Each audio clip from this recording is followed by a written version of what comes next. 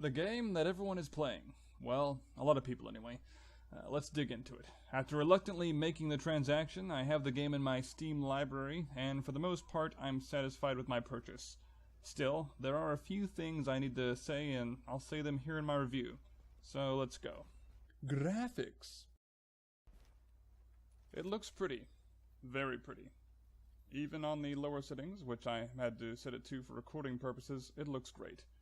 Processing-wise, it does give my computer a bit of a workout, so much so I can't reliably stream it without my CPU giving me the stink eye. In fact, in order for me to get a local recording of semi-decent quality, I had to peel back the FPS and downshift the proverbial gears on my CPU to keep the game from getting choppy. Buildings and storefronts show signs of abandonment that do a good job of putting you in the world. Environmental effects make the snow feel cold and give the fog a haunting chill that obscures distant objects in a convincing way. There's impressive lighting effects and shadow casting if your PC can actually do them justice, and assuming your PC is well put together, this game can look very nice. Characters and environments are detailed, but certain environmental patterns will emerge over time as you realize cars, crates, and other set pieces are all built around a cover system. A kind of organized chaos, if you will. Identifying these patterns make traversing the world a bit easier, as you can find the nods the world is giving you when you're not sure where to go. Bug-wise, I've seen guns floating in front of characters, jerky motions, and stuttering issues in very hectic battles. Occasionally, I've encountered stretchy, spasming textures, but overall these issues aren't happening every 5 minutes, so I'll chalk it up to the game just having been released, of course, by Ubisoft. Gameplay. Nothing mind-blowing here, save a well-placed sniper bullet. It's your typical over-the-shoulder tactical third-person shooting experience. I've heard folks say it feels reminiscent of Mass Effect, and having played quite a bit of the game, I'd have to agree. There's lots of cover to jump behind and shoot from. Enemies will try to outflank you and toss grenades to displace you, so sitting in one spot during fights is often a bad strategy. On the flip side, enemies sometimes run at you in a suicidal manner and will outright ignore you as you plug round after round into the temple of their skull. What I'm trying to say is the AI isn't perfect. Many fights will go one of two ways. Either your weapons completely overpower the enemies and you mow them down as you advance, or their HP pool soaks up all of your ammo and you slowly kite them along a path littered with cover until you whittle down their giant HP pool. The Mass Effect sentiment probably comes from the skills you gradually unlock through play that give you powers that range from healing, deploying turrets, boosting your teammates' defenses, and so forth. These skills are empowering, but not overpowered in their use. They really shine when you have teammates that can take advantage of the skills that you use in an act of bang-bang-shooty synergy. I think they were designed for team play much more than solo play, but they work well enough no matter how you're playing. Mission variety is decent, but whatever the mission/side mission you're on, you'll be doing some form of go to X and kill dudes, or defend X from dudes trying to get X. If you don't like killing armies of mooks, you may be put off by the rampant bloodshed. I find it's best just to say it's a video game, so don't think about it, in many cases, since dwelling on the more video gamey parts of this game is a good way to fall into a pit of self-loathing as you realize what kind of grind you're participating in. Speaking of that grind, expect to replay many of the game's instances more than once for daily rewards. This is where the aforementioned synergy comes into play. Most instances offer two difficulties, which are normal and hard. Certain instances also offer a challenging mode that promises greater loot for a greater challenge, of course. This is what you'll be doing after you reach level 30, the game's maximum level cap for right now. After that, you may also be wanting to venture into the Dark Zone. The Dark Zone, of course, is a PvP-centered area in the center of the map, and that's where you're going to go when you're tired of dealing with the more meek mooks the game offers up. Other players here can kill you, and of course you can kill the other players. The problem with this, mechanically, is that gear endows players with stats, and those stats can greatly place the favor in someone else's proverbial PvP court. In conclusion, the real focus here is attaining that precious loot, since skill plays second fiddle to stats in this game. Story. The story is there to move the game forward, but don't go in expecting the next Bourne Identity. You're that guy, who is part of a covert government group called The Division, filled with similar guys who are all kinds of badass. Basically, this establishes your special snowflake status for the plot and makes everyone regard you as the hero. The antagonists feel ripped from a bad 80s movie, and any second I expect Chuck Norris to show up and give pithy one-liners like, "It's time."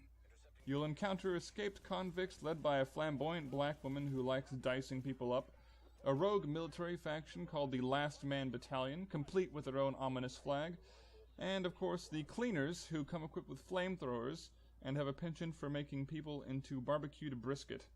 Each faction has a wide assortment of mooks to gun down along the way, with easily identifiable uniforms to help differentiate machine gunners from snipers and the other various bad guys. There's also rogue agents, which were part of the first wave of bad dudes who were originally sent in to do the job that you're doing, but decided to be bad guys at some point who you're now tasked with killing. I feel like some of these groups were padded out to give you a wide enough variety of mooks to shoot. That, and they needed a variety of lieutenants and masterminds of each group to be available for you to shoot at as well. It's another case of, it's a video game, don't think about it. The bosses and lieutenants basically become parts of a gear treadmill, and you'll probably run their instance multiple times before you're done with the game. In short, the story is serviceable, but don't expect this game to win any awards for the writing. Sound. Guns make satisfying bangs and pops, and there's all kinds of explosions both big and small, so if you want an immersive battlefield, this game certainly won't disappoint in the audio department. AI characters on both sides curse and announce tactical orders convincingly enough. Voice acting ranges from hammy to cringy, with a dash of quality sprinkled in here and there. Again, it's a case of, it's a video game.